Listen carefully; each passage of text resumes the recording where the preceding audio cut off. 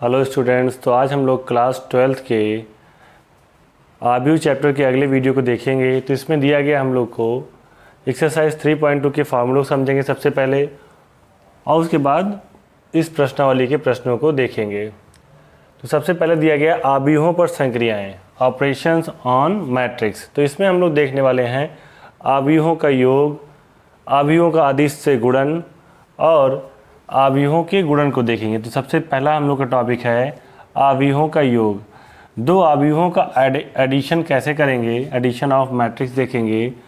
तो किन्हीं भी दो आव्यूह का योग करने के लिए उसकी कोटि का समान होना आवश्यक है। ठीक है, आप लोग को कोटि के बारे में पिछले वीडियो में बताया गया है कि कोटि क्या होती है। तो कोई भी दो आव्यूह मान लो हमें दिए गए हों, जैसे 2, 3, 1, 0, -1, 3। अब ये A हो गया।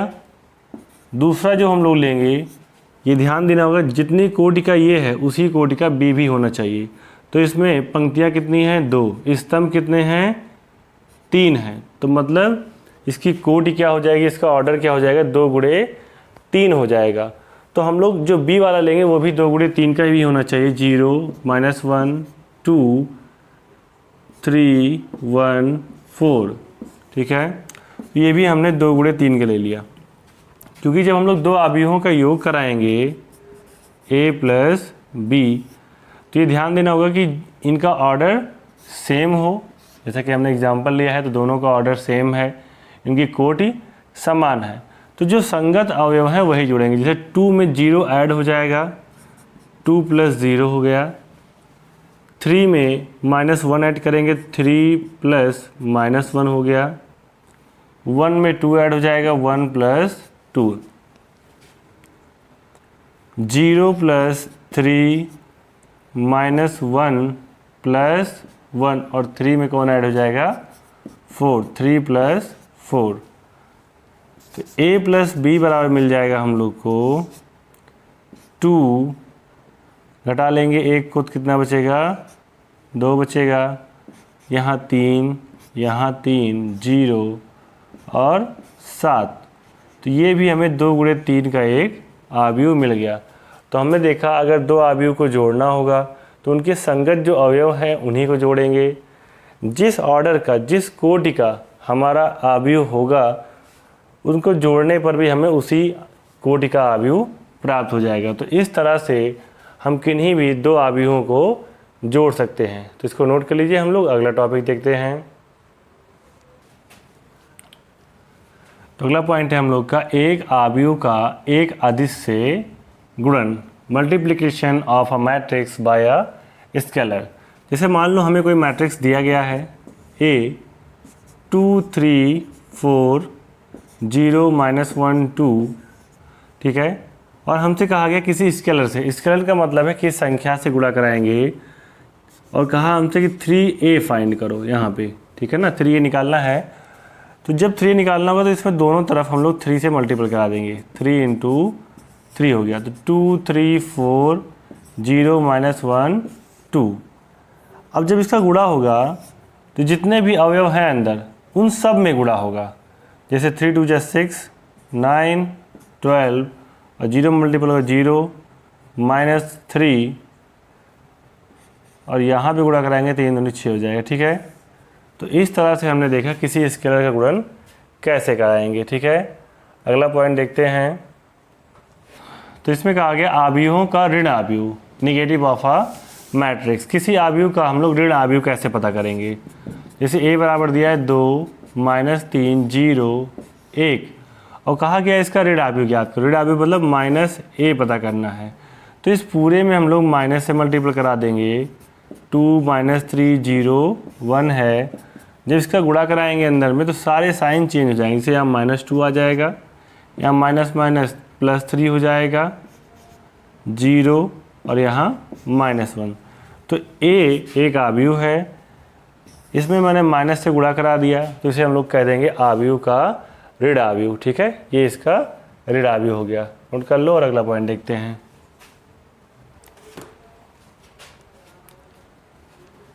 आव्यूहों का अंतर, अगला पॉइंट है हम लोग का आव्यूहों का अंतर, डिफरेंस ऑफ आ मैट्रिसेस। ठीक है, जिस तरह से हमने योग में देखा कि किन्हीं भी दो आव्यूहों का योग ज्ञात करने के लिए उनकी कोटि का समान होना आवश्यक है, उसी तरह से जब हम लोग इनका अंतर निकालेंगे तो इनकी कोटि का समान होना आवश्यक होता है। ठीक है, तो सबसे पहले हमने कोई मैट्रिक्स ले लिया 2 3 -1 0 और b बराबर मैंने ले लिया 0 -1 2 3 और हमें पता करना है यहाँ पे इनका अंतर, मतलब a माइनस b। तो 2 3 -1 0 -0 -1 2 3।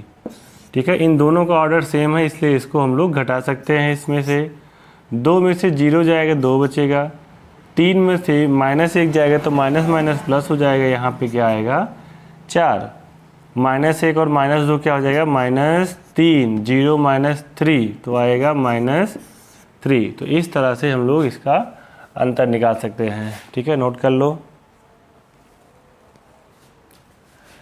तो हम लोग देखते हैं आव्यूहों के योग के गुणधर्म, प्रॉपर्टीज ऑफ मैट्रिक्स एडिशन। सबसे पहला है क्रम विनिमय नियम, कम्यूटेटिव लॉ।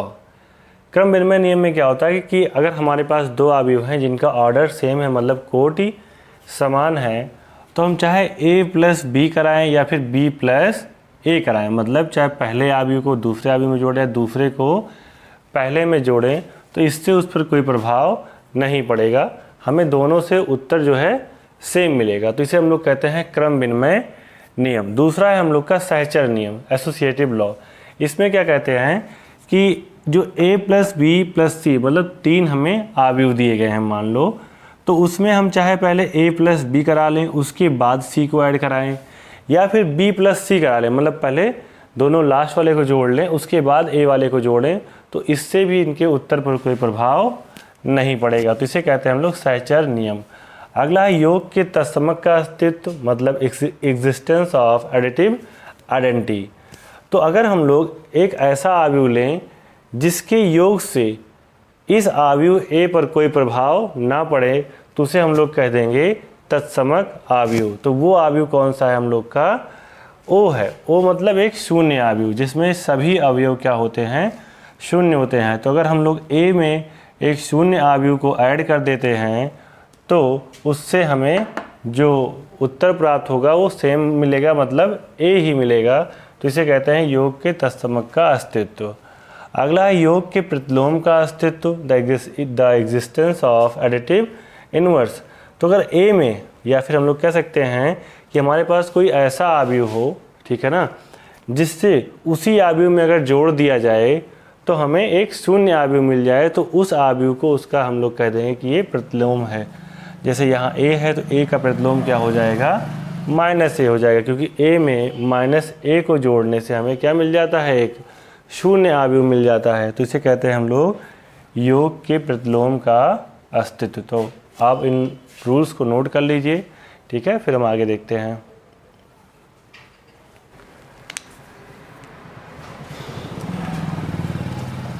तो अगला है एक आव्यूह के अदिश गुणन के गुणधर्म, ठीक है, properties of scalar multiplication of a matrix. कि जब हम लोग किसी अदिश का गुणा कराते हैं किसी आव्यूह में, तो उसको हम लोग किन प्रकार से कराएंगे तो उससे कोई प्रभाव नहीं पड़ेगा। जैसे यहाँ पे मान लो कि अपना कोई अदिश है, मतलब कोई संख्या वगैरह होगी, उसको हम दो आव्यूह दिए गए हैं a + b, उनमें किस तरह से अप्लाई करा सकते हैं उसके बारे में देखेंगे। तो जैसे मान लो दो आव्यूह दिए गए हैं, तो चाहे हम लोग पहले दोनों आव्यूह को जोड़ लें उसके बाद उसमें k का गुणा कराएं, या फिर पहले इन दोनों में बारी बारी से k का गुणा करा दें उसके बाद जोड़ेंगे, तो हमें जो उत्तर मिलेगा वो सेम मिलेगा। ठीक है, फिर उसके बाद दूसरा दिया गया, मान लो दो अदिश दिए गए हों और एक आव्यूह दिया गया हो, तो हम चाहें तो पहले दोनों अदिश को जोड़ लें उसके बाद a में गुणा कराएं, या फिर पहले k का a में गुणा करा दें और यल का भी a में गुणा करा दें। ठीक है, फिर जो आए उन दोनों को अगर जोड़ लेते हैं तब भी हमें उत्तर सेम ही मिलेगा। ठीक है, तो इन रूल्स को प्रयोग करके हम लोग क्वेश्चन को आसानी से हल कर पाएंगे। तो इसको नोट कर लीजिए। अगला रूल देखते हैं हम लोग।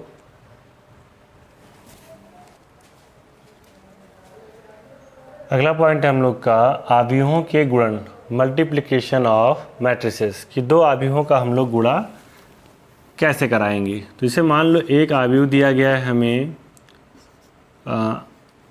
किसी भी ऑर्डर का है, मान लो इसको m गुणे n है। एक दूसरा अवयव हमें दिया गया है, उसका जो ऑर्डर है वो n गुणे k होना चाहिए।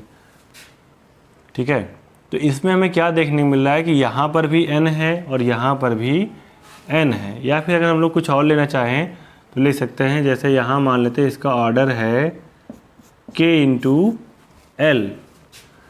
तो इसमें जो n है ये बराबर होना चाहिए k के। जब हम लोग a क्रॉस b कराएंगे, मतलब दो अवयवों का गुणा कराएंगे, इसमें मान लेते हैं कि यहाँ कुछ भी अवयव होंगे अपने, ठीक है ना।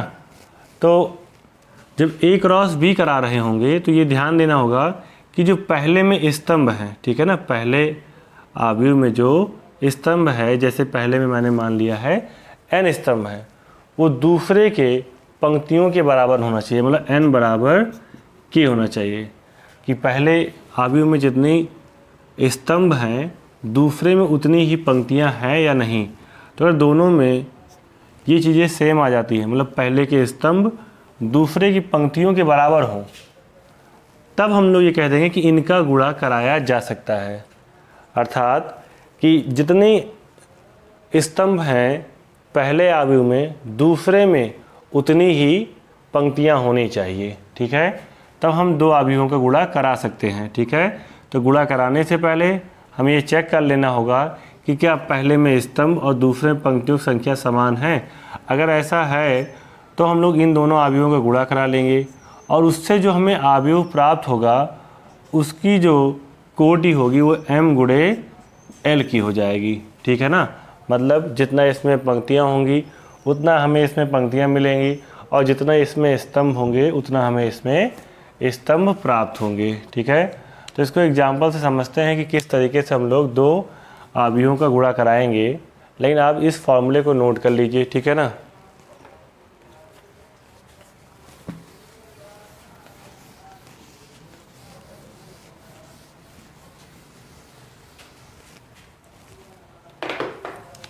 जैसे एग्जाम्पल के लिए लेते हैं 2 3 0 -1 2 4, तो इसमें हो गया 2 गुणे 3। ठीक है, और बी में हम लोग लेते हैं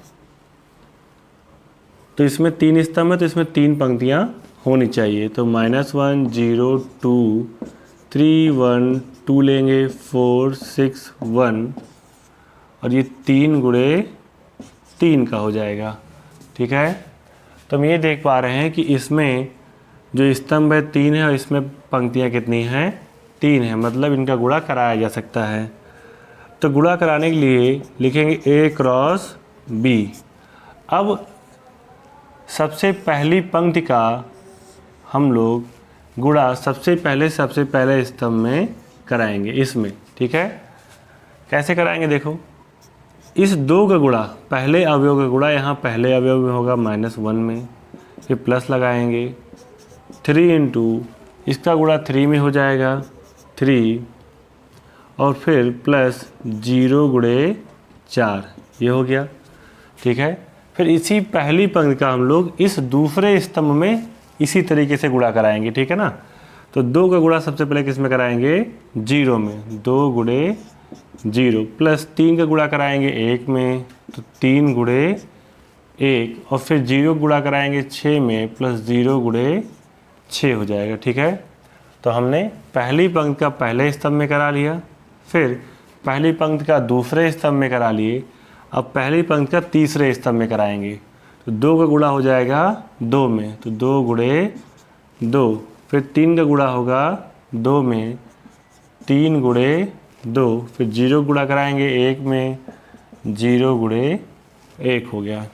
ठीक है, तो पहली पंक्ति का हमने पहले दूसरे और तीसरे स्तंभ में बारी बारी से गुणा करा लिए। अब दूसरी पंक्ति का ही इसी प्रकार से पहले स्तंभ में, दूसरे स्तंभ में और तीसरे स्तंभ में गुणा कराएंगे। तो देखो -1 का -1 में होगा तो -1 इंटू -1, फिर 2 का 3 में, प्लस 2 इंटू 3, फिर 4 इंटू 4 प्लस 4 इंटू 4 कराएंगे। फिर से -1 का 0 में कराना है, ठीक है, -1 का 0 में, फिर 2 का 1 में, 2 इंटू 1, फिर 4 का 6 में, 4 इंटू 6। फिर से कराएंगे हम लोग -1 का 2 में, प्लस 2 का 2 में, 2 इंटू 2, 4 का 1 में, प्लस 4 इंटू 1 हो जाएगा। फिर इसको सॉल्व कर लेते हैं और हमें A क्रॉस B प्राप्त हो जाएगा। तो -2 और 3 त्रिका 9 और ये हो जाएगा 0। तो 9 में से 2 जाएगा, बचेगा 7, ठीक है। ये 0 हो जाएगा, यहाँ 3 मिलेगा और ये भी 0 हो जाएगा। तो यहाँ क्या आ जाएगा 3, 2 दूना 4, 3 दूनी 6 और 6 4 10। -1 प्लस 1 हो जाएगा, 3 दूनी 6 और 4 चौक 16, तो 16 और 6 22, 22 और 1 23 मिलेगा यहाँ पे। ये 0 हो गया, 2 1 कम 2 और 6 चौक 24, 24 और 2 26। यहाँ पर 4 1 कम 4, 2 दूना 4, तो 4 4 8 हो गया और 8 में से 2 जाएगा तो मिलेगा हमें 6। तो इस तरह से हमें ये 2 गुणे 3 का अवयव प्राप्त हो गया। तो मिलता क्या है 2 गुणे 3 का, इन दोनों को बराबर होना चाहिए, ठीक है। तो इस तरह से हमने देखा पहले में पंक्तियाँ और दूसरे में स्तंभ बराबर थे, तो हमने इसका गुणा कराया, जो हमें उत्तर प्राप्त होगा उसमें 2 गुणे 3 का एक अवयव प्राप्त हो गया, ठीक है। तो इसी आधार पर हम लोग जो इस पे क्वेश्चन बनेंगे उनको सॉल्व करेंगे। आप लोग इसको नोट कर लीजिए। तो इस वीडियो में बस इतना ही। अब हम लोग आगे की प्रश्नावली के प्रश्नों को अगले वीडियो में देखेंगे। आप लोग इन रूल्स को अच्छे से समझ लीजिए और नोट कर लीजिए।